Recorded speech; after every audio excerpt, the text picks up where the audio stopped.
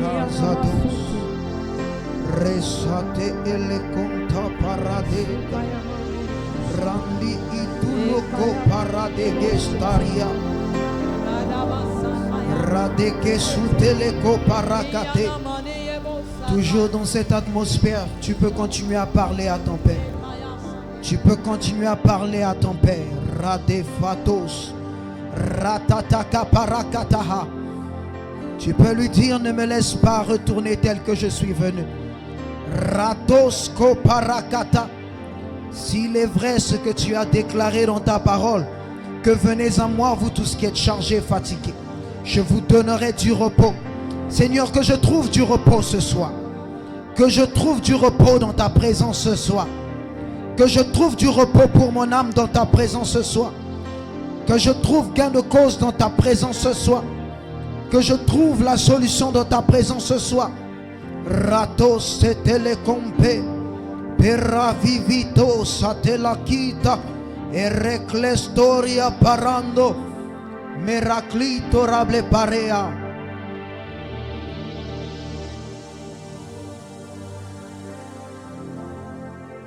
Nous voulons une fois de plus honorer ta présence, précieux Saint-Esprit, au milieu de nous. Toi qui nous fais du bien, toi qui restaures nos vies, toi qui transformes nos vies, toi qui impactes nos vies, toi qui changes nos vies, toi qui viens écrire une nouvelle histoire en notre faveur, toi qui fais concourir toutes choses à notre bien. Nous te célébrons, Esprit de Dieu. Tu mérites nos acclamations ce soir. Nos acclamations ce soir. Esprit de Dieu, tu mérites notre révérence, notre déférence. C'est la raison pour laquelle nous t'exaltons. Précieux Saint-Esprit. Merci, Esprit de Dieu. Nous te recommandons la suite de ces instants. Fais-nous une fois de plus du bien. C'est toi que nous voulons entendre. C'est toi que nous voulons écouter.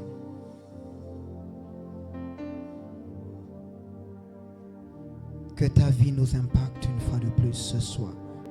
Parce qu'il ne s'agit que de toi. Il ne s'agit que de toi. Dans le nom précieux et glorieux de Jésus, nous avons ainsi prié.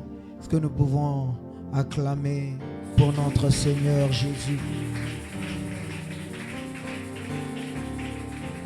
Alléluia. Nous pouvons nous rasseoir dans sa présence. Et par la même occasion, je te souhaite la bienvenue dans la présence de Dieu. Et tu peux saluer ton voisin de gauche, de droite, et lui dire aussi qu'il est la bienvenue dans la présence de Dieu. Amen. Je vois les gens qui ne font aucun mouvement. S'il vous plaît, soyez pas méchants. Soyez pas méchants, je vous en prie. Alléluia. Que tu es dans la joie d'être là. Est-ce que tu peux manifester ta joie par des acclamations et des cris de joie?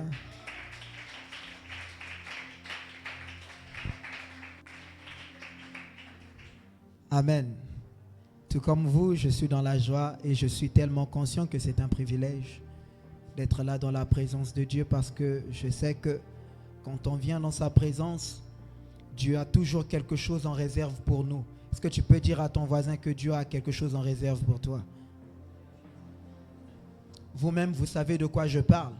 Lorsque vous allez rendre visite à une personnalité, à une autorité, à quelqu'un de très important, vous savez que vous ne pouvez pas ressortir de là les mains vides. Vrai ou faux? Vrai ou faux? Il y a toujours une enveloppe, n'est-ce pas? Est-ce que je mens? Il y a toujours une enveloppe kaki. Et c'est cette enveloppe qui t'est réservée lorsque tu vas rencontrer quelqu'un de grand. Mais ici, il y a plus qu'un président. Il y a celui qu'on appelle le maître de l'univers. Et ce qu'il va te donner ce soir va changer littéralement ta vie. Amen. Va ouvrir une porte en ce qui concerne ta destinée. Alléluia.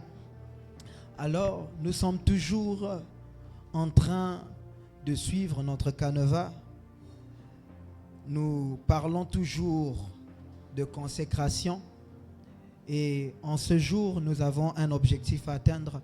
Il est question de parler de notre intimité avec Dieu. Amen. Il est question de parler de notre intimité avec Dieu. Et je nous invite par la même occasion à nous lever. On va lire Jacques 4, 8 rapidement.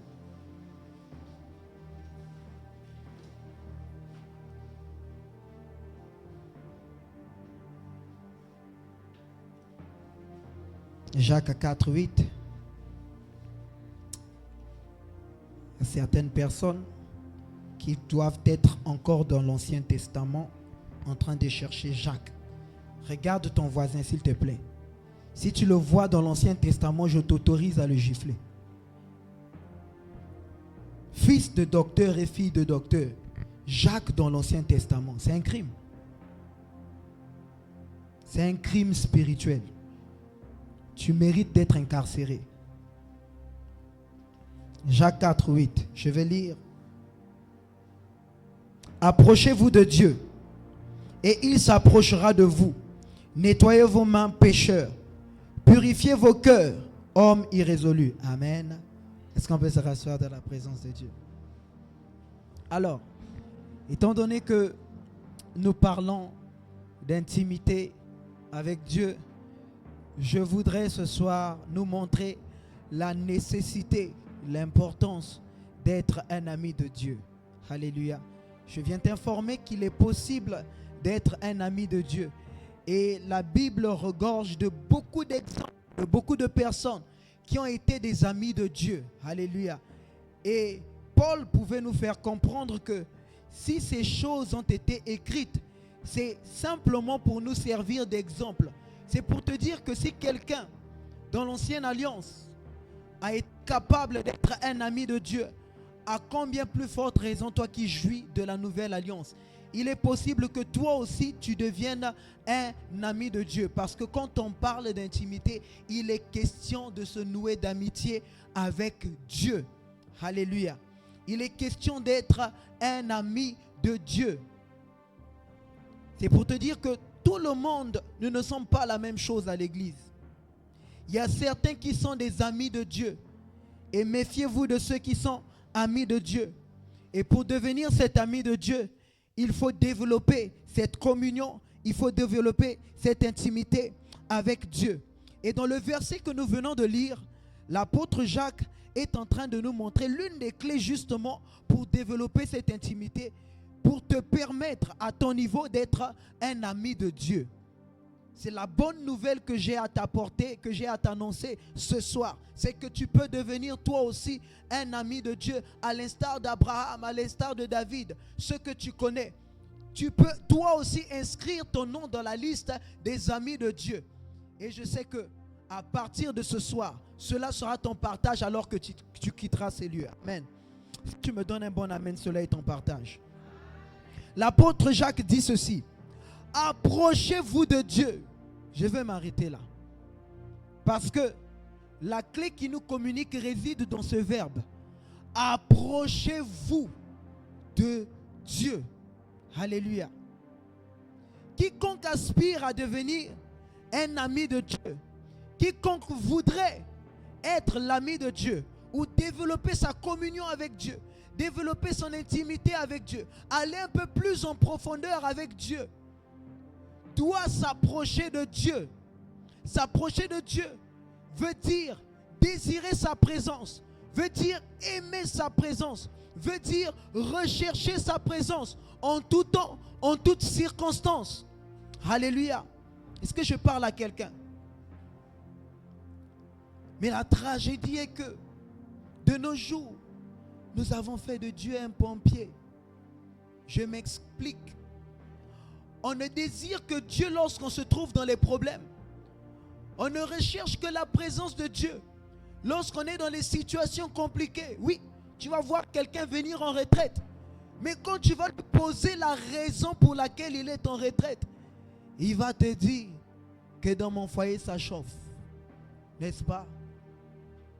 Il va te dire que je suis en train de chercher du travail. Voilà pourquoi je suis en retraite. il va te dire que je suis dans un problème compliqué, j'ai des dettes. Donc, j'ai besoin de Dieu. On n'a besoin que de Dieu.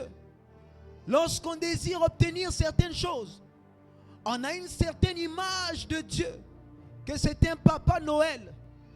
Il doit distribuer les cadeaux. Vous savez pourquoi les enfants aiment Noël ou aiment le Père Noël? Vous savez pourquoi?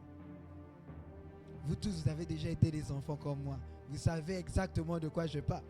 On aime Noël, on aime Papa Noël parce qu'il a des cadeaux. Donc en vérité, on n'aime pas le monsieur, on n'aime pas le papa. Mais on aime les cadeaux qu'il apporte. Et c'est ce qui se passe justement avec Dieu. Nous avons emmené cette mentalité dans l'église. On n'a besoin que de Dieu. Lorsqu'on désire obtenir certaines choses, là on recherche sa présence. On est très spirituel. Parce qu'on veut quelque chose de la part de Dieu. On aspire à ses bénédictions. On veut les choses que Dieu donne. On veut les bénédictions que Dieu donne et non le Dieu des bénédictions. Et c'est la raison pour laquelle les portes ne s'ouvrent pas. Il a dit par Jésus que recherchez premièrement le royaume des cieux. Le royaume des cieux est une personne. C'est Dieu lui-même. Il nous demande de le rechercher premièrement. Premièrement. D'abord de le désirer lui.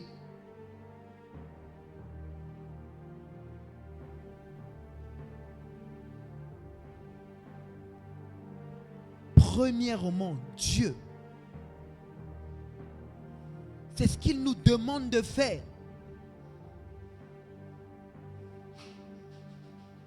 D'aspirer d'abord à cultiver cette relation avec lui.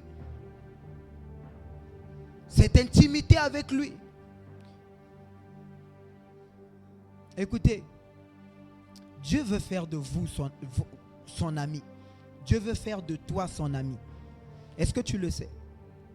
Mais tu ne lui en donnes pas l'occasion ni l'opportunité.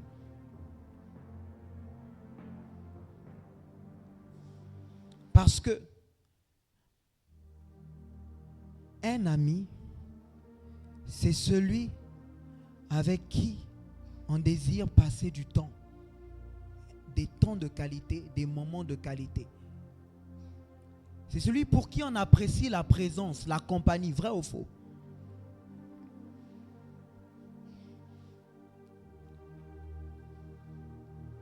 Un ami, c'est celui qu'on aime pour ce qu'il est et non pour ce qu'il a. N'est-ce pas? Parce que si tu l'aimes pour ce qu'il a, ça devient de l'intérêt. Voilà pourquoi notre relation avec Dieu actuelle est une relation d'intérêt. Ça veut dire que on veut qu'il nous donne, qu'il nous donne, qu'il nous donne. Et s'il ne nous donne pas, on n'est pas content. On décide de ne plus venir à l'église. Il y a des gens comme ça qui menacent Dieu dans leurs prières. Qui donnent des ultimatums à Dieu. Ça veut dire que tu ne le connais pas encore. Seigneur, avant 2026, avant 2026, si tu ne donnes pas ça, j'arrête de venir à l'église. Si tu arrêtes de venir à l'église, est-ce qu'il va mourir? Est-ce qu'il va arrêter d'être Dieu? Il sera toujours Dieu. Mais la mauvaise nouvelle, c'est que c'est toi qui vas perdre. J'arrête de prier, j'arrête de prier. Et tu crois que tu fais du chantage à Dieu. Mais tu te fais du mal à toi-même. Parce que si tu arrêtes de prier, qui est exposé? C'est toi ou Dieu? C'est toi. C'est ta vie qui est en danger. Tu es en danger. Donc ça ne sert pas de faire du chantage à Dieu. Ça ne sert pas. Ça ne sert pas. C'est inutile.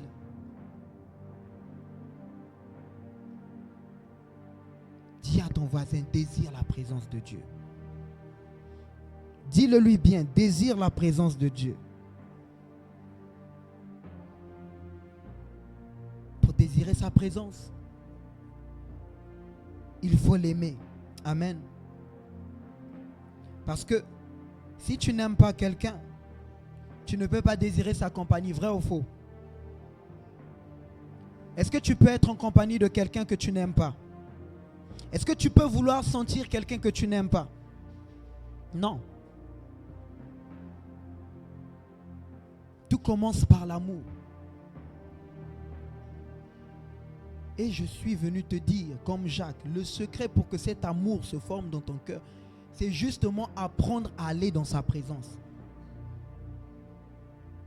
Ce que vous ne savez pas, plus vous passez du temps dans la présence de Dieu, plus l'amour de Dieu se forme dans vos cœurs. C'est ce que vous ne savez pas.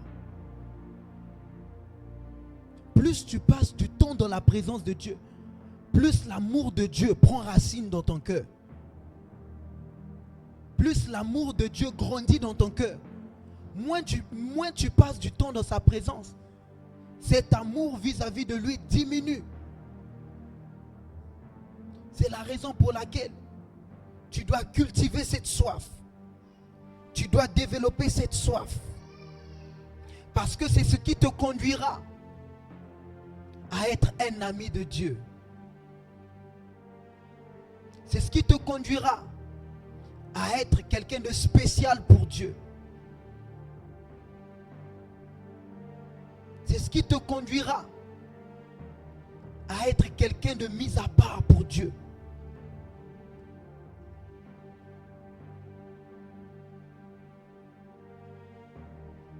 Ça passe par le fait, comme Jacques a dit, de désirer, comme il pouvait le dire en ces termes, de s'approcher, de rechercher sa présence. Si tu ne recherches pas sa présence, tu ne peux devenir son ami. Tu ne peux devenir son ami. Et tu ne pourras apprécier sa compagnie. Tu continueras à demeurer à ce niveau où tu ne recherches que ses bénédictions, où tu ne recherches que les choses qu'il donne. Tu continueras à demeurer à ce niveau d'intérêt avec Dieu. Et rien d'autre ne pourra se produire dans ta vie. Sans oublier que la véritable bénédiction, c'est sa présence. Est-ce que tu le sais? La véritable bénédiction, c'est sa présence. C'est sa présence. Parce qu'à ce que je sache, Joseph n'avait rien d'autre que la présence de Dieu. Vous n'avez pas lu ça? Dieu était avec lui. Les choses que vous avez vues Joseph manifester n'étaient que les résultats de la présence de Dieu. La présence de Dieu agit comme un aimant. Vous connaissez que fait l'aimant, non? L'aimant attire quoi? Le fer. N'est-ce pas? Et c'est ce que fait la présence de Dieu dans votre vie. Elle va attirer les bonnes choses. Elle va attirer les opportunités. Elle va vous ouvrir les portes, ainsi de suite. C'est la présence de Dieu, la véritable bénédiction. Voilà pourquoi vous devez rechercher la présence de Dieu. Mais vous ne rechercherez pas la présence de Dieu si vous ne connaissez pas la valeur de sa présence. Est-ce que vous comprenez? Quand tu connais la valeur de quelque chose, tu fais tout ce qui est en ton pouvoir, tout ce qui est nécessaire pour faire quoi? Obtenir la chose. Si aujourd'hui on disait qu'il y avait du diamant à Ngoyo, je suis sûr que tu allais braver la pluie. Même si on t'informe qu'il y a une tornade, tu vas braver la tornade. Parce que tu sais qu'il y a du diamant, ta vie va changer, n'est-ce pas? Tu seras riche. Tu ne seras plus au même niveau. À combien plus forte raison la présence de Dieu, la personne de Dieu.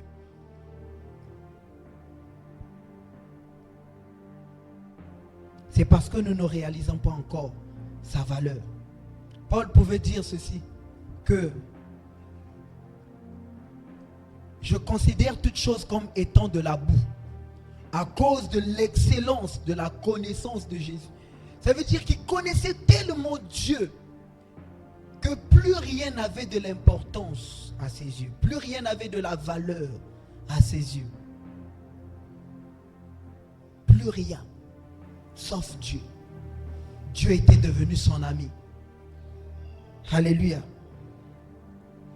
Et ce soir, mon objectif, c'est de t'aider à développer cette intimité avec Dieu pour te pousser à grandir, afin que tu deviennes un ami de Dieu.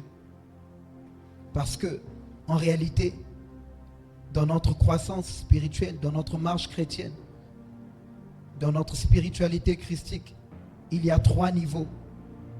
Jean 1,12 déclare ceci: à tous ceux qui l'ont reçu, à ceux qui croient en son nom, elle a donné le pouvoir de devenir... Pardon, je ne vous écoute pas. Elle a donné le pouvoir de devenir, dis-le fort, enfant de... Donc, il y a une étape où on est enfant de Dieu. C'est l'étape où tu reçois Christ, où tu intègres la famille de Dieu. Ce qui me fait mal, c'est que plusieurs se contentent de demeurer à ce niveau, de rester à ce niveau. C'est le plus bas niveau de notre spiritualité. Est-ce que vous le savez? C'est ainsi que Paul nous encourage à grandir en disant ceci: aussi longtemps que l'héritier demeure un enfant, il ne diffère en rien d'un esclave. Ça veut dire que n'importe qui a la capacité de se rendre maître de toi et de te manipuler, de t'influencer. C'est à ce niveau-là qu'on retrouve les chrétiens charnels, qui agissent selon leur penchant, selon leur passion, selon leur désir. C'est à ce niveau-là. Si tu restes à ce niveau, ce n'est pas bon. Ça veut dire que ta chrétienté, ton salut est en danger, ton salut est menacé. D'où Pierre déclare ceci dans 1 Pierre 2,2, que désirez comme des enfants nouveau-nés le lait spirituel est pur, afin que par lui vous fassiez croire. Non, j'ai pas entendu. Laissez-moi un peu descendre. Afin que par lui vous fassiez quoi? Croissier veut dire quoi? Grandir, non. Donc la volonté de Dieu est que tu quittes ce niveau d'enfant pour devenir quelque chose d'autre. Que vous croissiez pourquoi? Pour le salut. Ça veut dire que ton salut en dépend. Ton salut est en jeu. Si tu ne grandis pas, ton salut est en danger. Voilà pourquoi il te faut impérativement grandir. Si tu restes à ce niveau, il se peut que tu rates le ciel. Il se peut que tu rates l'enlèvement. Il se peut que tu restes à ce niveau. Il se peut que tu sois désagréable à Dieu. Parce que tu es influençable. N'est-ce pas? On le voit naturel. Jésus pouvait le dire, que la nature nous enseigne. Regardez comment on arrive à manipuler les petits enfants. Tu peux lui dire: je vais t'acheter le bonbon, j'arrive. Lui aussi, tu vas l'acheter le bonbon. Il dit: va là-bas, je vais t'acheter le bonbon. Lui aussi, il ira. Il dit, d'où Paul dit: afin que vous ne soyez plus des enfants ballottés par tout vent de doctrine. Ça veut dire que n'importe qui arrive, ton doctrine, et tu acceptes. C'est ce problème que les chrétiens au niveau de Galate là-bas, ils avaient. C'était des enfants. D'où Paul a prié de tout son cœur. Il a dit: mes enfants pour qui j'éprouve encore des douleurs de l'enfantement, jusqu'à ce que Christ soit formé en vous. Il a dit: mes enfants. Des faux docteurs sont venus les apporter un autre évangile. Et ils se sont fait influencer, endoctriner par cet évangile. Ils ont commencé à rétrograder, régresser. Pourquoi? Parce que c'était des enfants. Ne reste pas un enfant. C'est un danger pour ton salut. Si tu ne grandis pas, ton salut sera en danger, menacé. Ensuite, la parole de Dieu nous parle des fils de Dieu. N'est-ce pas? Dans Romains 8,14, vous pouvez trouver ça. Car tous ceux qui sont conduits par l'Esprit de Dieu sont... Ceux qui sont conduits par l'Esprit de Dieu sont... Donc on est enfant, mais on est aussi fils de Dieu. Ce que j'aime, c'est que durant toute la vie de Jésus, et même dans son ministère, il ne s'est pas défini en tant qu'enfant. Vous avez vu ça quelque part? Ou bien dans ta Bible, c'est écrit comme ça. Il s'est toujours défini comme étant fils de Dieu. Parce que le fils reflète la maturité. Il faut que tu deviennes mature.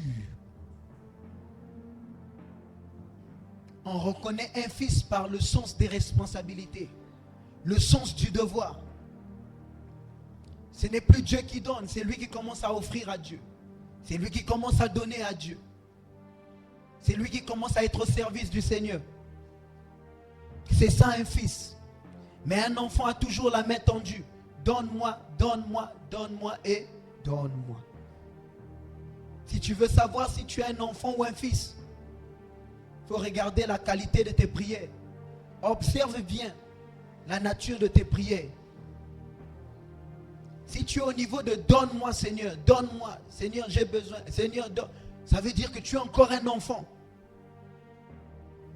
Et lorsque tu deviens un fils, tu acceptes de te rendre utile entre les mains du Seigneur. Tu deviens un doulos, c'est-à-dire un serviteur. C'est ça être un fils. Et la particularité, c'est que tu es conduit par l'Esprit de Dieu. Tu es conduit par l'Esprit de Dieu. Mais quand tu es enfant, tu peux ou ne pas être conduit par l'Esprit. Quand tu es enfant, il y a beaucoup de conducteurs. Il y a beaucoup de pilotes dans ta vie. Y compris ta chair. Ta chair peut te piloter. Satan peut te piloter. Ta famille peut te piloter. Vous avez déjà entendu ces personnes comme ça? Mon oncle a dit que ça devait se faire comme ça. Mais qu'est-ce que Dieu a dit? Papa a dit... Mais moi, ce genre de chrétien m'énerve, excusez-moi, m'énerve. Non, papa m'avait dit, maman avait dit que non, je ne devais plus venir, je ne devais plus... Ah! Ma spiritualité dépendre d'un être humain. C'est-à-dire moi, par la grâce de Dieu, en toute humilité, j'ai réglé le problème là chez moi à la maison. Je leur ai déjà fait comprendre tout ce qui concerne ma spiritualité, tout ce qui concerne ma relation avec Dieu. Ne rentrez pas dedans. Même si je suis dans l'erreur, laissez-moi dans mon erreur comme ça. Je préfère réaliser moi-même. Et votre affaire de venir me dire non, tu en fais trop, non, ne rentrez pas. Eux-mêmes ils savent. Et ils savent que je ne vais pas les écouter, même pas un peu. Parce qu'ils ont déjà essayé. Et ils ont vu que, Manaka, laisse, c'est Dieu. Et Dieu seulement, on n'a qu'à faire. Manaka, il regarde seulement. Je préfère qu'on me regarde. Mais il y a certaines personnes, on te maîtrise. Tu deviens maîtrisable. Maîtrisable. Maîtrisable. De la même manière que tu es maîtrisable pour eux, tu deviens maîtrisable pour Satan. Oui, lui aussi, il arrive à te maîtriser. C'était le cadre de Pierre. Pierre, quand Jésus était avec eux, il était encore un enfant. Voilà pourquoi lorsque Jésus parlait d'accomplir le divin plan de Dieu, il a dit, car cela ne plaise à Dieu, tu ne mourras pas. Jésus lui a dit quoi? Arrière de moi qui? Pierre avait été piloté par Satan. C'est-à-dire Satan l'a utilisé pour freiner le plan de Dieu. Pourquoi? Parce qu'il était un enfant. C'est le même Pierre qui a pris le couteau. C'est-à-dire, c'est de chez lui qu'on voit l'origine des bébés noirs. C'est lui qui a montré l'exemple. Il a pris le couteau comme ça. Mais Pierre est courageux, il n'a pas hésité. Il a coupé l'oreille de quelqu'un. L'oreille est tombée comme ça. Et ça c'est attitude de fils. Est-ce que c'est attitude de fils? Et c'est Jésus en les enseignant la maturité. Il a dit si quelqu'un te gifle au niveau de la joue droite, tu dois faire quoi? Tendre la joue gauche. J'entends quelqu'un dans son cœur dire Tofi à quoi qu'on fait? Je veux rembourser. Quelqu'un est en train de dire ça dans son cœur. Je rembourserai. Si tu rembourses, c'est que tu es charnel.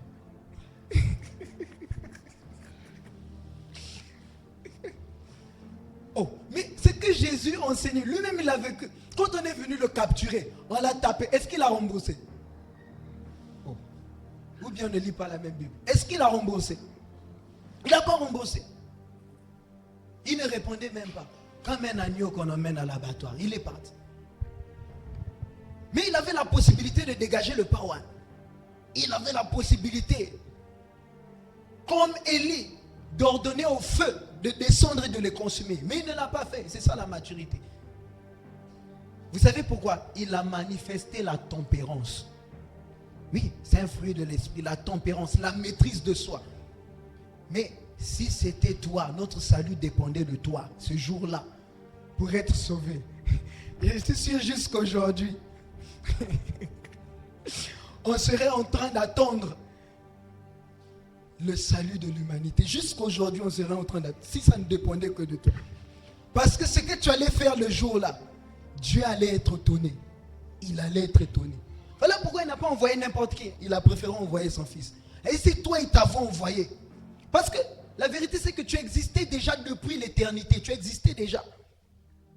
Donc, parmi les esprits qu'on cherchait, qu'on devait envoyer sur terre pour accomplir la mission, je suis sûr que tu étais là-bas. Mais quand on a regardé le profil de Vamoul, on a dit non, pas lui. Il dit, lui là, si on envoie, on a gâté à faire. On a gâté à faire. Il dit, lui là, déjà même, quand un soldat romain va le toucher, il va cracher le feu. Pour qu'il tombe. Pour d'autres même, tu es bien arrivé, tu as la croix. Mais le simple fait qu'on te donne le vinaigre, tu vas enlever le clou là, tu vas descendre. Il dit, je n'ai qu'à finir avec eux. Il dit, on finit. Il dit, comment il me manque le respect? Il dit, quand tu as craché sur moi, moi Dieu, fais chier, tu as craché sur moi. Je vais te montrer. Je vais te montrer. Je vais te montrer. Heureusement, ça ne dépendait pas de nous. Parce que pour aller à la croix, il fallait manifester une certaine maturité. Voilà pourquoi il a été fils. Pour endurer tout ça là. Les fils savent endurer. Mais les enfants ne savent que se plaindre. Vous les connaissez, non? Ils sont là. Ils sont. Dis à ton voisin, il parle de toi. Il entre. Là, il est maintenant rentré chez toi. Là, il est rentré chez toi. Ils savent que se plaindre. On ne m'a pas fait ci. Quand je suis venu à l'église, on ne m'a pas salué. Et papa a fait lever tout le monde, mais sauf moi.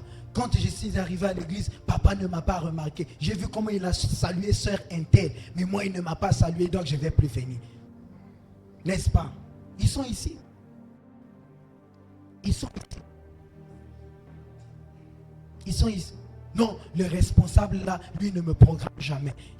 Tout le temps, on programme les autres. Surtout frère Vince, tout le temps il les programme. Il est toujours sur le programme. Mais nous autres là, donc papa aime les autres, il aime les frères Vince, mais nous, il ne nous aime pas. Ça, c'est un enfant qui parle. C'est un enfant qui n'a pas encore compris que nous sommes une équipe. Nous sommes quoi? Une équipe. L'équipe de Jésus FC. Ça veut dire que le but de un seul, c'est le but de tous. Si quelqu'un a marqué, c'est que c'est notre équipe qui gagne. Mais nous sommes une équipe où tout le monde veut être attaquant. Tout le monde, papa, veut être un neuf. Un neuf. Et tu vois, celui qui a la défense, papa, le défenseur, dès qu'il a le ballon, il quitte la défense jusqu'au camp adverse pour aller. Il dit, maintenant que j'ai le ballon, vous allez sentir, vous saurez que moi aussi je joue, moi aussi je sais faire. Vous les connaissez, non? Quand on va me donner le micro pour prêcher ici, on me sentirait. Et tu vas te dire même que c'est un enfant qui parle. On va me sentir ici. Et les chaises vont trembler. Et le plafond va descendre. Tu as dit, Jésus va apparaître. Il dit que même ce que papa fait, c'est petit. Hein? Que papa fait, c'est petit. Moi, quand je rentrerai en scène, on sentira le niveau. Dis à ton voisin niveau. Niveau Zanda. Ça va chauffer.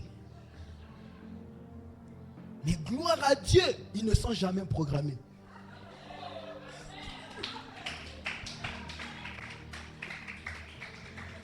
Parce que, au lieu qu'il y ait une démonstration d'esprit et de puissance, il y aura une démonstration de la chair. Démonstration de la chair en live. Ça, c'est la spécialité des enfants. La spécialité, leur spécialité, la chair. Toujours dans les plaintes. Toujours. Jamais satisfait. Jamais. Au lieu de n'être pas satisfait de la portion de l'esprit que tu as, mais toi, tu n'es pas satisfait des choses charnelles. Des choses qui n'ont pas de sens, qui ne t'emmènera nulle part. L'amour de la position.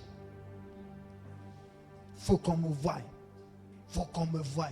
Faut bazaba. Faut bazaba. Faut bazaba. Hey. Dis à ton voisin, on dirait c'est toi. Hein. Je vois que tu es trop calme. Tu es trop calme. On dirait c'est toi. Tu ne dis plus amen. Ton amen a disparu. Ton amen est parti en voyage. On dirait il parle de toi. Faut qu'on sache. Faut bailler bas.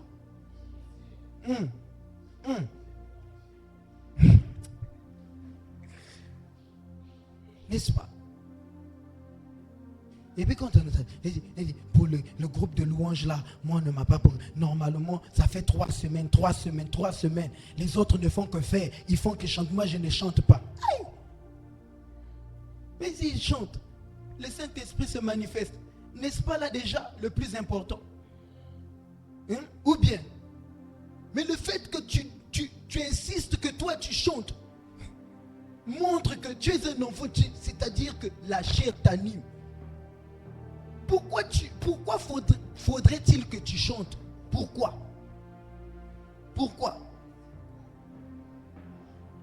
Donc tu es en train de démontrer que le Saint-Esprit n'habite qu'en toi.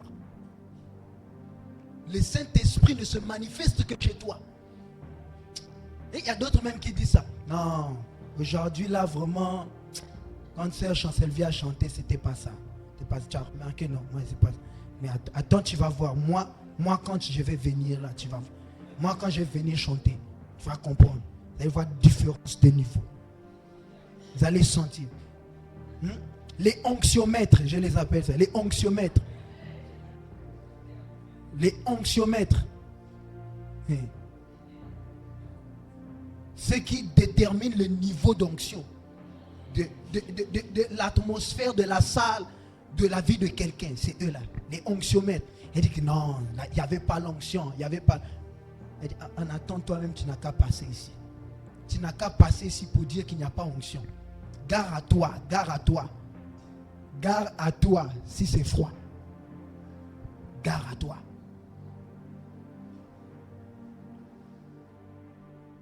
Je suis en train de parler des choses vraies. Et en même temps en train de régler ça. Pour t'éviter de demeurer dans ce niveau d'enfant. Parce que ça ne te profitera en rien. Sinon, que nous donner les mots de tête et nous ajouter des problèmes. Parce que ce sont les enfants qui créent. N'est-ce pas que c'est eux qui cassent les assiettes à la maison? C'est eux, non? Vous les connaissez? Ils cassent les assiettes. Il faut le bruit. Tu vas parler 50 fois. C'est comme ça. Notre pauvre papa est fatigué de parler. Il a parlé. Hey, il est même fatigué de parler. Il ne manque plus qu'il mette un CD maintenant pour enregistrer sa voix comme ça là. Ça va continuer à parler à sa place. Parce que les enfants sont têtus. Ils n'écoutent pas. Ils n'écoutent pas les leçons du maître. Ils n'écoutent pas. Ici à l'église, il y en a beaucoup, beaucoup. Et tant pis pour eux, ils échoueront. Oui, tu seras un échec. Si tu restes enfant, tu seras un échec.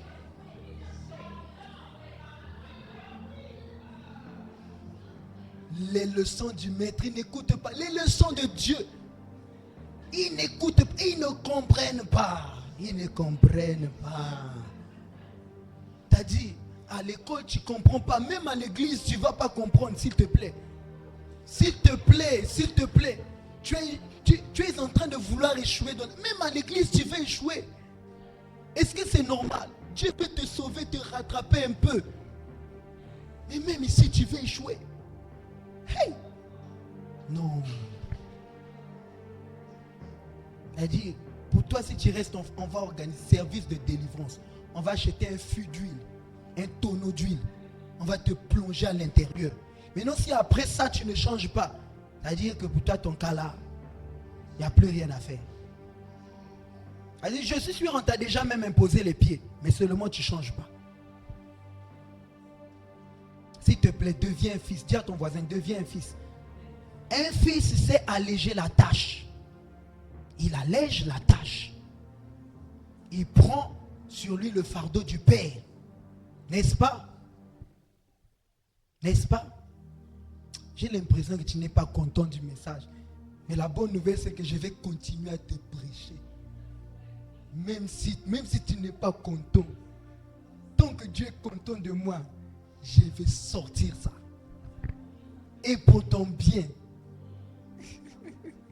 Avant, elle dit que non. La quinine, c'est ça qui guérit, non? Le palu. C'est amer. Hein? Accepte ça comme ça, c'est amer. Oui, mais ça va te guérir en même temps. Au sortir d'ici, tu seras délivré. Hein?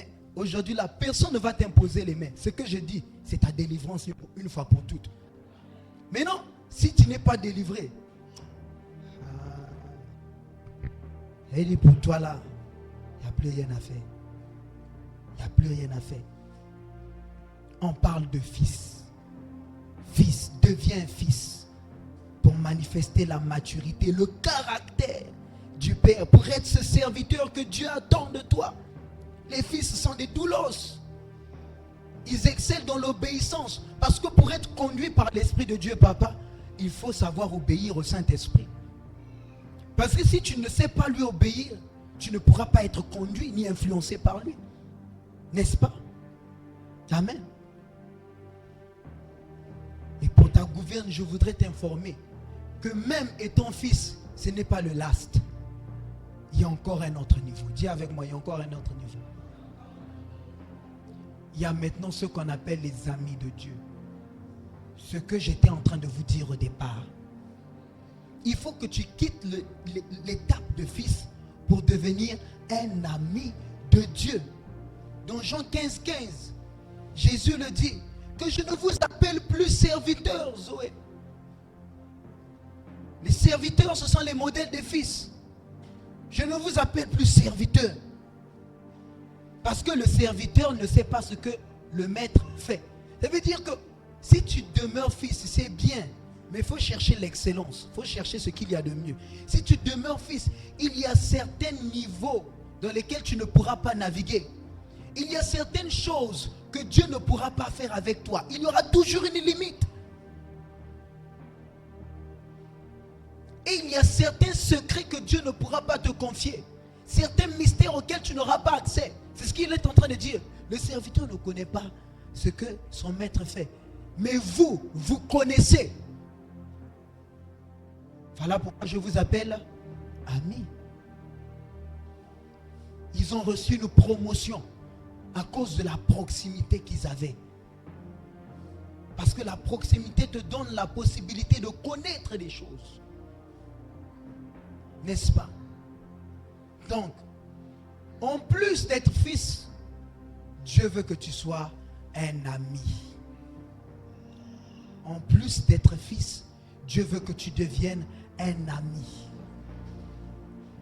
C'est à ce niveau qu'il t'attend. C'est à cette profondeur qu'il t'attend.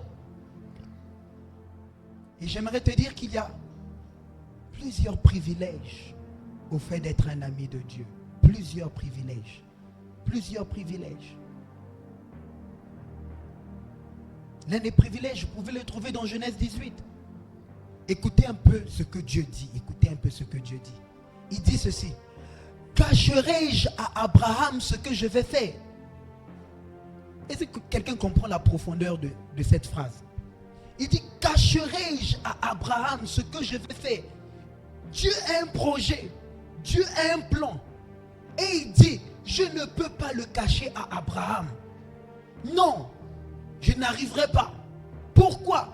Abraham est réputé pour être l'ami de qui? De Dieu.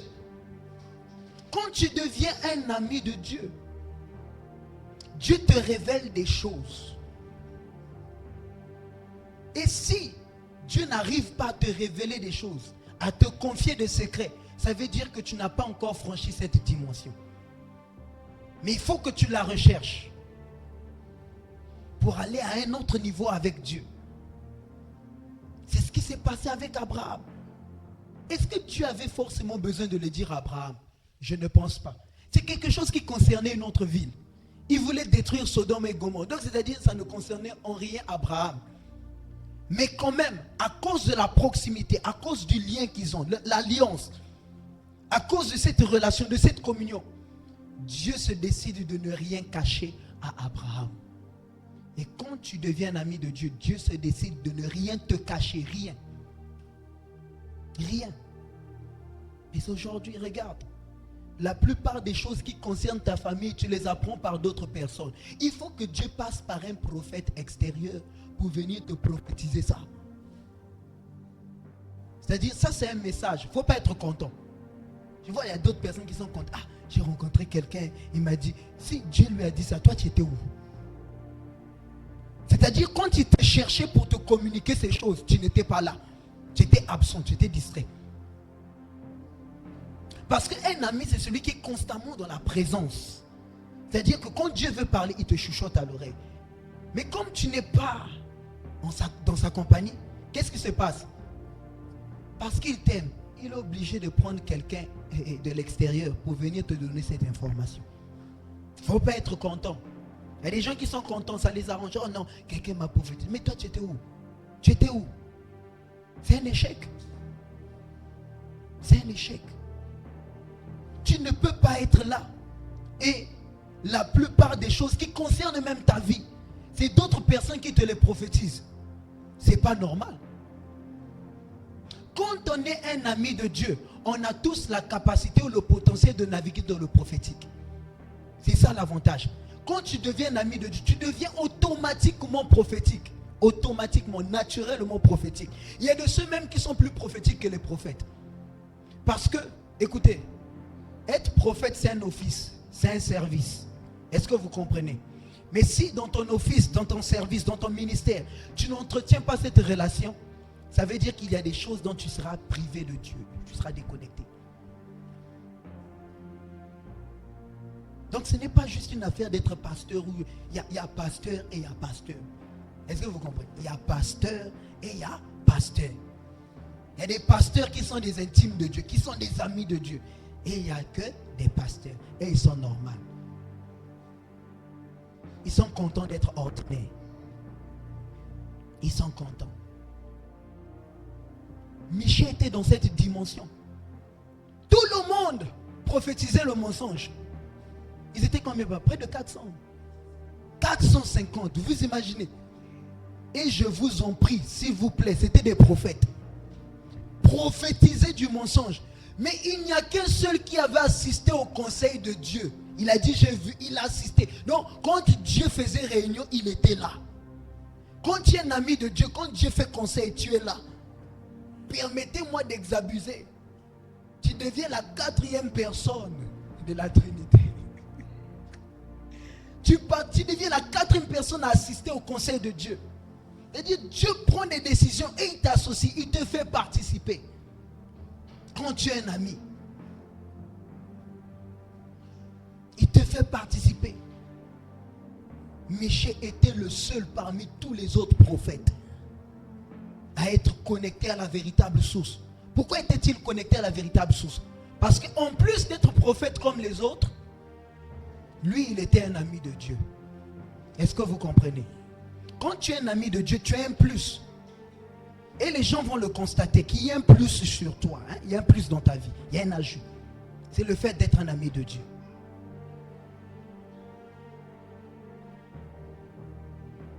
Et un autre privilège d'être un ami de Dieu, nous pouvons le voir toujours dans Genèse. Genèse parle des vrais personnages. Il y a des gens intéressants là-bas. Il y a des gens très intéressants.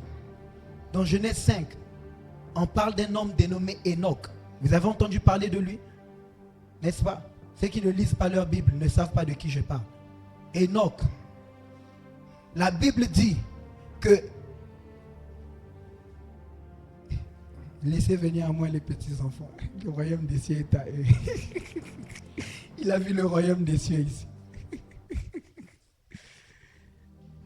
La Bible dit, Enoch marcha avec Dieu. On va traduire ça dans notre contexte. Enoch fut l'ami de Dieu et il ne fut plus. Paul nous révèle qu'il avait reçu dans Hébreu, qu'il avait reçu le témoignage d'être agréable à Dieu. C'est la raison pour laquelle Dieu n'a pas permis qu'il expérimente la mort. Quand tu deviens un ami de Dieu, il y a des choses que Dieu ne permettra plus dans ta vie. Oui, je t'assure. Il y a des choses que Dieu ne va plus permettre dans ta vie. Il y a des choses que tu ne vas plus subir. Il y a des choses que tu ne vas plus expérimenter. Hein? Exemple, le fait qu'on vienne t'étrangler la nuit au cou. Il y a des gens, ils sont ici, ils se reconnaissent.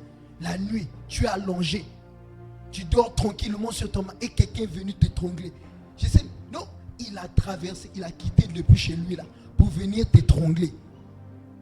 Et puis quand c'est comme ça, Jésus, Jésus, Jésus. Et puis tu commences à prier avec la perle là. Il y a des gens comme ça, ils sont ici. On t'étrangle. Tu manges la nuit. Et toi qui es en train de manger copieusement. Aucune idée de ce qui se passe dans tes songes. Comme papa dit, ballon de foot pour les sorciers la nuit. On te fait travailler dans un champ sans le savoir. Et puis tu te réveilles, tu as les courbatures. On t'utilise. Toujours, on te pourchasse avec une machette. Ça, c'est quand tu n'es pas encore ami de Dieu. Tu es quelque part un enfant de Dieu. On te pourchasse avec une machette. Et puis toi aussi, tu es en train de courir. Avec Christ en toi, l'espérance de la gloire. Tu es en train de courir. Tu es en train de fuir. Avec Christ et l'espérance de la gloire. Hey. Avec celui qui est en moi est plus grand que celui qui est dans le... Celui qui est dans ton rêve là, il est dans le monde. Celui que tu transportes, mais tu es en train de courir. Tu es en train de fuir. En train de fuir. Pour d'autres même, on finit par vous rattraper. Et on vous tape. Mais tu te réveilles. Et toi là, tu n'es pas un ami. Est-ce qu'on ne peut pas faire ça un ami de Dieu?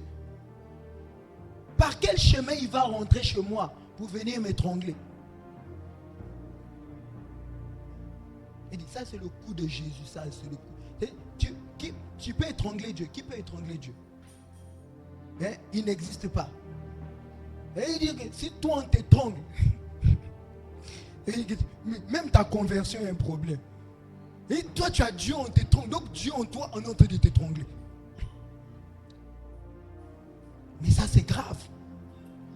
C'est grave.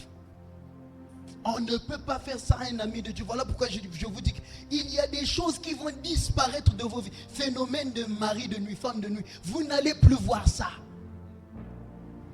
Moi je ne sais pas depuis quelle année j'ai rêvé femme de nuit. Ça n'arrive plus jamais. Et ça ne va plus jamais arriver. Moi rêver femme de nuit, ça va commencer comment? Ça va commencer comment? Voir femme de nuit, elle va venir. Donc elle a pris son temps quoi. Elle est en train de venir avec 12 démarches. Et puis je la vois s'approcher de moi. Moi aussi je me prépare. Ça va commencer par où? Quelle bêtise! Si vous êtes dans ça, vous êtes dans une bêtise. Sortez de cette bêtise en grandissant, grandissez. Jusqu'à quand vous allez expérimenter le phénomène de femme de nuit, de mari de nuit. Et tu te réveilles. Et elle a encore passé. Il est encore passé.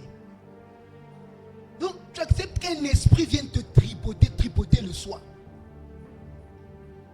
Épouse de Jésus-Christ. Épouse de Jésus-Christ. Il doit te partager avec un esprit des eaux. Mais c'est grave. Voilà pourquoi tu dois grandir. D'où la nécessité de grandir. Pour que ces choses... Regarde, il y a des choses qui vont s'arrêter rien que par la croissance, par le fait de grandir. Il y a certaines choses qui vont s'arrêter naturellement. Sans forcer, sans jeûner retraite, sans prier. Ça va s'arrêter lorsque tu vas grandir. Ça va s'arrêter. Alors bon, moi il y a des choses, sincèrement, sans pouvoir m'enorgueillir, que je ne vois plus. Ça a disparu. À cause de quoi? De ma croissance. Je ne peux plus les voir. il a dit aux Israélites, les Égyptiens que vous voyez, vous ne les verrez plus jamais. Comment se fait-il que tu vois toujours les Égyptiens à qui tu as dit au revoir, mais ils sont toujours présents dans tes songes, toujours en train de te poursuivre? C'est pas normal. C'est pas normal. Il n'a pas permis, à cause de son amitié avec Enoch, qu'il expérimente la mort. De la même manière, il n'a pas permis à Isaac d'expérimenter la disette. Pourquoi? Parce que Isaac aussi était un intime de Dieu. Comment je le sais?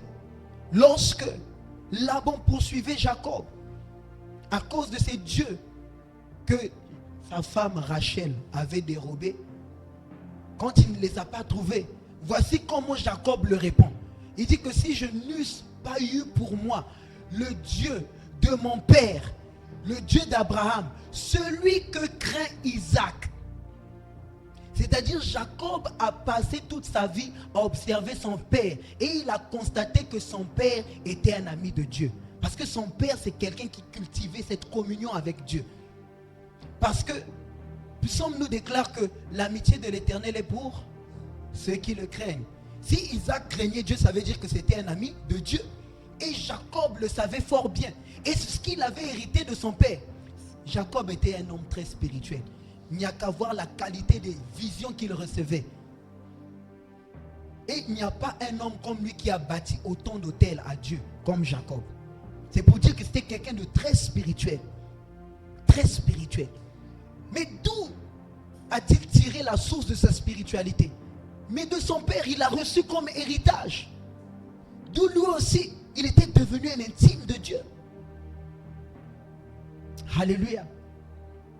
Et à cause de son intimité avec Dieu, Isaac, Dieu n'a pas permis qu'il expérimente la disette. Voilà pourquoi il s'est révélé à lui en songe pour lui dire que malgré qu'il y a la famine, ne va pas en Égypte. Il dit, moi je te bénirai de là où tu es. Oui, il est possible que même la galère, la misère, la pauvreté te quittent lorsque tu deviens un ami de Dieu. Isaac en est la preuve, vraie ou faux. Il en est la preuve. Dieu l'en a épargné. Dieu l'en a épargné. Il y a un autre privilège. Il y en a beaucoup. Je pense que je veux m'arrêter avec celui-ci. Quand tu es un ami de Dieu, le monde invisible te connaît. Parce qu'il y a des gens que Dieu ne connaît pas. Il y a des gens que Dieu ne connaît pas, que même les démons ne connaissent pas. Et c'est grave. Vous connaissez l'histoire, n'est-ce pas? Des fils de Sévas qui sont allés pour chasser un démon. Ils ont voulu imiter Paul. Ils ne savaient pas que Paul avait une relation avec Christ. Paul était un ami de Dieu. Et ils sont venus avec toute audace. Au nom que Jésus prêche, sort. Démon les regarde, les regarde.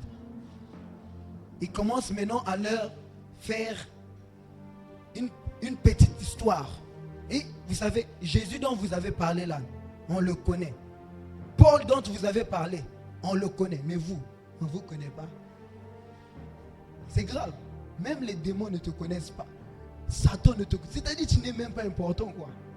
Parce que pour qu'on te connaisse, il faut que tu sois important quand même, s'il vous plaît. Vous avez vu ce qui s'est passé même avec Job?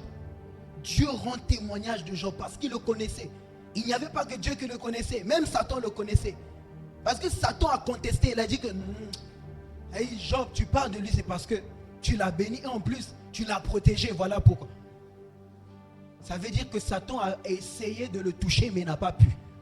Voilà pourquoi il a dit que c'est parce que tu l'as protégé. Enlève la protection, tu vas voir. Satan qui se promène, il a remarqué Job. Mais est-ce que toi, on peut te remarquer? Toi, tu es là. Tu décides d'être ordinaire, d'être comme tout le monde. Et puis qui plus est, tu es protocole.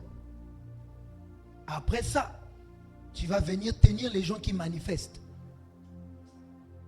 Tu sais qu'est-ce qui peut se passer? Tu sais qu'est-ce qui peut se produire? Il dit, un démon peut te récupérer par le corps de quelqu'un et te faire honte devant les gens. Oui. Ils peuvent te faire, parce qu'ils ne te connaissent pas. Tu n'as pas de poids. Tu n'as pas de valeur dans le spirituel. Voilà pourquoi ils vont te malmener, ils vont te maltraiter.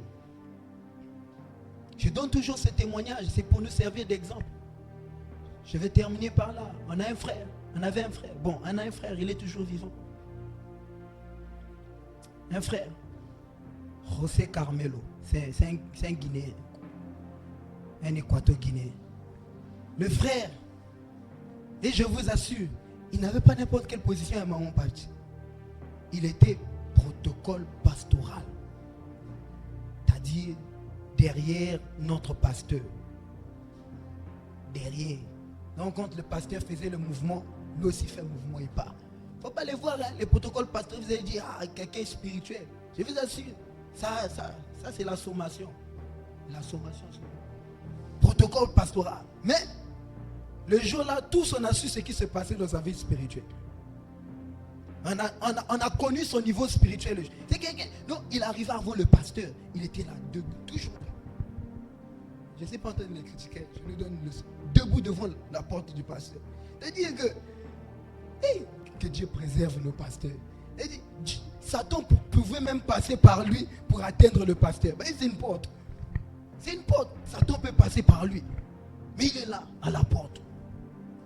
Il a dit, et là-bas, quand tu es au protocole pastoral, tu as l'autorité. Tu as l'autorité, la supérieure. Donc, il a dit, nous autres là, nous fûmes sous lui. Nous fûmes soumis, en dessous. Tout ça là, tous les sous que vous connaissez, nous fûmes là-bas. C'est-à-dire, quand elle le voyait même, on avait tendance même à avoir maintenant une révérence vis-à-vis de lui, parce qu'il est trop proche du pasteur. Il était trop proche. Jouissait de certains privilèges. Et nous autres, on se disait même que, hey, il dit, est-ce qu'un jour, Mamie va nous regarder? Il dit, bon, car cela ne tienne. C'est pour Dieu qu'on a été sauvés. Continuons à suivre Dieu. On n'a qu'à se charger de notre spiritualité. Et un jour, pendant un service service de délivrance, les gens manifestaient devant une petite, c'est pas une petite fille, mais elle est courte de taille, elle était en train de manifester. Moi aussi j'étais protocole à l'époque. Donc moi, au fond, je voulais bien aller. Mais je me suis dit que bon, il fallait que j'écoute l'esprit. Parce que si j'étais allé, j'allais peut-être couvrir sa nudité. Je suis resté là et j'ai dit bon, les gaillards vont s'en charger. Ils vont les soulever, ils vont maîtriser. Or, ce n'est pas tout le monde qu'on doit assigner à ce service. Ce n'est pas tout le monde qui doit venir tenir. Toi qui cours pour aller tenir les gens, tu peux recevoir un transfert. C'est-à-dire que ça s'effectue même par le toucher. Et lui, c'est quel esprit qui l'anime. Quand il vient le toucher, tu ne comprends pas que les jours qui suivent, il y a des choses qui se manifestent chez toi, tu ne comprends pas. Il dit que tu ne fais que faire. Toi, tu ne fais que voler. Toi, tu commences à mentir jusqu'à... C'est-à-dire, même ton bonjour, on ne croit plus. Mais tu ne comprends pas. Tu ne comprends pas. Tu te dis, mais comment j'arrive à mentir à ce point? Mais ça a commencé par un toucher, oui. Tu es venu toucher quelqu'un. Toi-même, tu n'es pas. Quand on vous dit, venez à l'église, chargez-vous, préparez-vous, disposez-vous. Vous croyez que c'est le jeu? Et toi qui es là, tu joues les spectateurs. Continue à jouer les spectateurs. Quand l'esprit qui va quitter quelqu'un d'ici et entrer en toi, tu sauras. Tu sauras. Un jour, quelqu'un faisait délivrance. Et on pose la question à l'esprit, comme par intuition, le pasteur lui dit que quand tu sors là, tu vas où? Il pointe les doigts à un frère qui était là. Il dit, pourquoi? Parce qu'il était vide. On dit que quand les esprits sont chassés du corps de quelqu'un, il considère ce corps comme une maison, il va y erre. Et ensuite, il revient dans sa maison. Et tu as une maison 5 étoiles. Hey, tu as une maison 5 étoiles. Si tu as un immeuble, je ne sais pas. C'est toi qui sais. Si tu as une villa, il n'y a que toi. Un duplex, il n'y a que toi. Mais ce qui est sûr, c'est qu'il veut revenir habiter. Et quand il revient, il trouve la maison vide. Qu'est-ce qu'il fait? Il prend cette autre, il s'installe. C'est comme lui, ça veut dire qu'il était vide. Il n'y avait rien. Il pointe les doigts, les frères. Il dit, tel frère, je vais aller chez lui. C'est là où on a compris que tel frère est vide. Il dit, oh, mais toi tu viens ici, là tu es vide quoi. S'il vous plaît, ne faites pas ça chez vous. Dis à ton voisin, ne faites pas ça chez vous. Sois pas vide, c'est un danger. C'est un danger. Et puis les gens là, papa, on leur dit adorer, ils s'adorent. Au moins quand tu vas adorer, Dieu va te remplir. Quand tu vas prier, Dieu va te remplir. Parfois ils regardent bien si, au fond du cœur, la soeur la pleure pour de vrai. Et non, ils sont en train de regarder. Maintenant quand tu auras des manifestations, ils pensent que c'est un spectacle. Ils regardent. Et l'esprit là va rentrer chez toi. Tu vas comprendre ta vie. Tu vas comprendre ta vie. Et le jour là, le frère si, revenant, le frère si, Carmelo, nous fûmes sous lui. Dis à ton voisin, il fut sous lui. Et le jour là, ça m'avait fait mal. Dit, donc on est sous quelqu'un de moins spirituel comme ça. C'est un risque.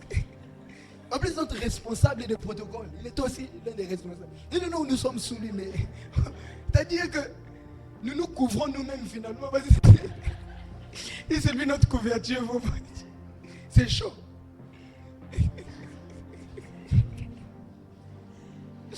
Et Dieu vous accorde d'avoir des responsables spirituels, s'il vous plaît. Et tu as un responsable, il n'est pas spirituel. Yako. Il est même la porte d'entrée de Satan pour t'oppresser. Tu comprends? Non, Carmelo vient.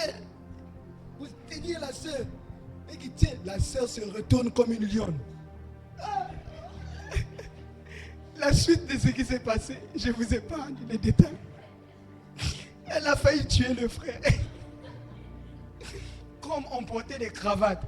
Elle est gorgée avec les cravates. Le frère était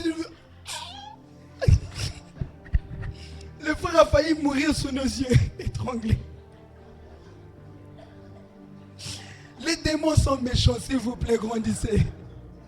Ils sont très méchants. Ils ne vous feront pas de cadeaux, je vous en prie, grandissez. Vous êtes en train de rire, mais ce qu'ils lui ont fait, ils peuvent vous faire ça.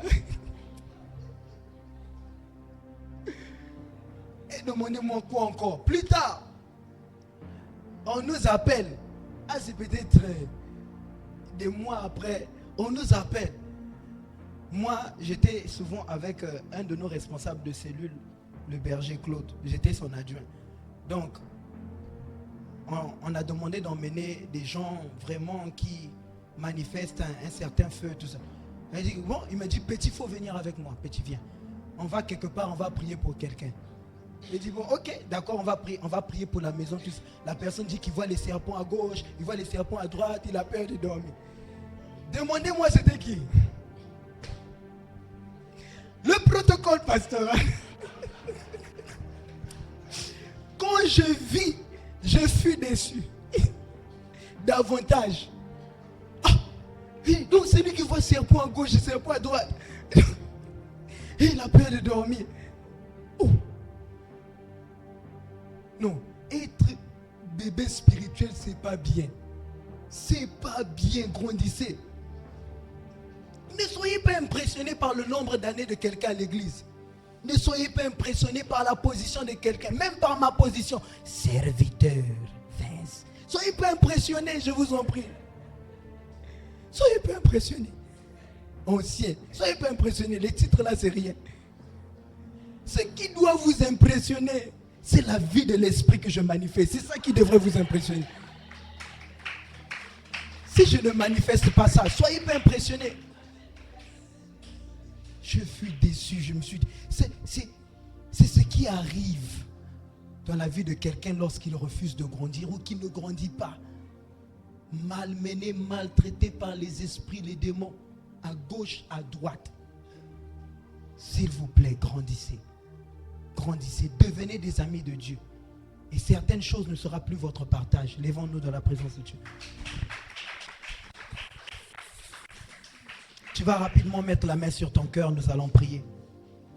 Tu vas dire, Seigneur, aide-moi à être ton intime. Aide-moi à être ton intime. Je voudrais être ton ami.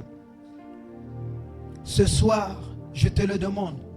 Conduis-moi à ce niveau afin que je quitte de l'état d'enfant spirituel afin de devenir fils et de fils pour devenir un ami, ton intime. Élève la voix et fais cette prière. Élève la voix et fais cette prière. Fais-le avec sincérité. Fais-le avec ton cœur. Fais-le avec ton cœur. Dieu le fera ce soir. Tu vas commencer à vivre des choses spéciales. Tu vas commencer à vivre des choses spéciales. Tu vas commencer à vivre des expériences avec Dieu.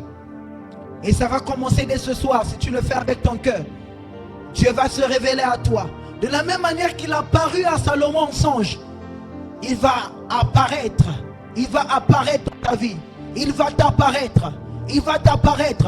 Il va te montrer le chemin. Il va te montrer ce qu'il faudra faire. Il va t'instruire. Il va commencer à t'enseigner. Il va t'emmener sur ce chemin de la croissance pour t'emmener à grandir, à devenir un géant spirituel. Élève la voix, fais le bien, fais le bien. Dis-lui, emmène-moi à grandir. Je refuse de rester un enfant. Je refuse de demeurer à ce niveau. Je refuse de demeurer à cet état. Raparado Sataya. Donne-moi de grandir. Donne-moi de grandir. Plus tu grandis, ta spiritualité monte. Et plus elle monte, tu deviens puissant. Tu deviens puissant. Tu deviens puissant. Tu peux exercer ta domination. Mais lorsque tu es un enfant, il est impossible d'exercer ta domination. La Bible dit, le monde attend avec un ardent désir la révélation des fils. Ce sont les fils, les amis de Dieu qui sont révélés, Sheka Paraba. C'est ceux-là qui deviennent une bénédiction pour le monde, pour ceux qui sont autour d'eux. Radaba Rada Sutaya, Refare Sate Rabea, Radadia Kosate. Alors que tu le fais avec ton cœur, le Seigneur est en train de le faire. Le Seigneur est en train de le faire. Il te fait changer de dimension. Il te fait changer de niveau. Il te fait changer de niveau. Il te fait changer de niveau. Il te fait changer de niveau ce soir. Shataka Baraba Shata. Tu ne seras plus un enfant. Tu ne seras plus un enfant. Rado Shateka Parababa. Nous te rendons grâce, nous te bénissons, nous te chérissons. Esprit de Dieu, merci pour la transformation. Merci. Dans le nom glorieux et suprême de Jésus, nous avons ainsi prié, tu peux acclamer pour Dieu.